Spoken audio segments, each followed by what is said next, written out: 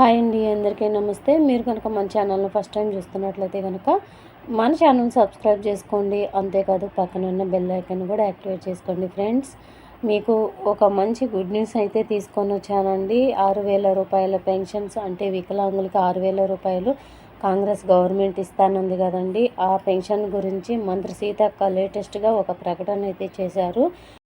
ఇక్కడ పేపర్ కూడా నేను చూపిస్తున్నాను కదా, విత్ ప్రూఫ్తో సహా. ఇది న్యూస్ పేపర్లో కూడా ఇచ్చారండి.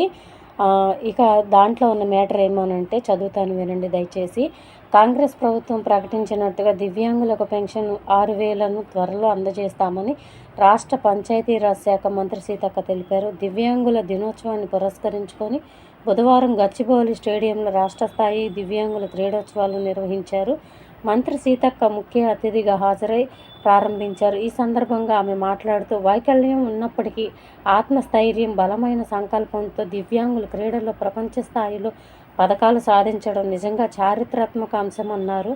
వరంగల్ బిడ్డ జీ దీప్తి పారా ఒలింపిక్స్లో బ్రాంజ్ మెడల్ సాధించి దేశం గర్వించేలా చేసిందని తెలిపారు. సీఎం రేవంత్ రెడ్డితో మాట్లాడి ఆమెకు ₹1,00,00,000 నగదు, 500 గజాల స్థలం ఇస్తామని, త్వరలోనే గ్రూప్ 2 ఉద్యోగాలు ఇప్పిస్తామని చెప్పారు. దివ్యాంగులకు ప్రకటించినట్టుగా 6,000 రూపాయల పెన్షన్ను వీలైనంత త్వరగా అందిస్తామని పేర్కొన్నారు. చూశారు కదండి, ఇది రీసెంట్గా మంత్రి సీతక్క ప్రకటించారండి 6,000 రూపాయలు వికలాంగుల పెన్షన్ గురించి. 6,000 రూపాయలతో పాటు సాధారణ పెన్షన్స్ 2,000 రూపాయల నుంచి 4,000 రూపాయలు కూడా చేస్తారంటండి.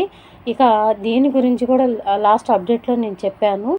మంత్రి పొంగులేటి శ్రీనివాసరెడ్డి గారు కూడా దీని మీద ప్రకటన అయితే చేశారు రీసెంట్గా. ఇవన్నీ కూడా చూస్తుంటే మనకి త్వరలోనే, అంటే ఈ నెలలోనే ఒక మంచి గుడ్ న్యూస్ వచ్చే అవకాశం ఉందండి.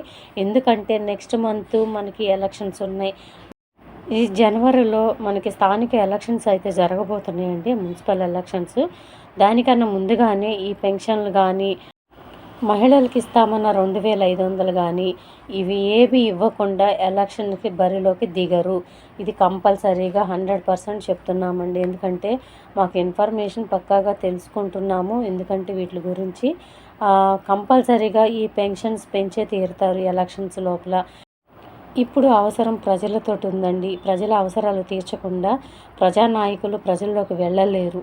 ఎందుకంటే ఏ పథకం కూడా ఇవ్వని వాళ్ళకి ఓటు అడిగే హక్కు లేదు కాబట్టి ఎవరు కూడా సహకరించరు ప్రజల్లోకి వెళితే. అందుకని కంపల్సరీగా ఈ పథకాలన్నీ కూడా రిలీజ్ చేసిన తర్వాతే వెళ్తారని ఇన్ఫర్మేషన్స్ అయితే తెలుస్తున్నాయండి. అందులోనూ ఈ ఆసరా పెన్షన్స్ ఏవైతే ఉన్నాయో అవి కంపల్సరీగా పెంచుతారని ఇన్ఫర్మేషన్ అయితే తెలుస్తుంది.